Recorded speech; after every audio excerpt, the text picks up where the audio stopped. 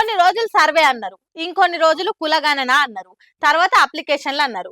ఓ ఇట్లా గడికోటి ముందటేసి కాలం గడుపుతున్నారు తప్ప జనానికి ఏం ఫాయిదా లేకుండా అయింది. సర్వే చేసినా సర్వేలు ఇచ్చిన అప్లికేషన్లన్నా సరిగ్గా వేసిండ్రా అంటే అది కూడా లేదట. ఇగో ఇక్కడ చూడుండ్రి ఎట్లున్నదో కాంగ్రెస్ పాలన కహాని. చెప్పుకుంటే సిగ్గు పోతుంది, చెప్పకుంటే పానం పోతుంది అన్నట్టే ఉన్నది ఇలా పరిస్థితి. సమగ్ర కుటుంబ సర్వే చేసిన లెక్కలు కంప్యూటర్లకు ఎక్కిచ్చే నౌకరు చేసేటోళ్ళట వీళ్ళంతా. 4 నెలల నుంచి జీతాలు ఇవ్వకుండా నానబెడుతున్నదట సర్కారు. అందుకే మాకు పెండ్లాం పిల్లలు లేరా, మేము ఎట్లా బతకాలే జీతాలు ఇవ్వకుంటే అని షేర్లింగంపల్లి జోనల్ ఆఫీస్లా ఇగో ఇట్లలో దిగిండ్రు.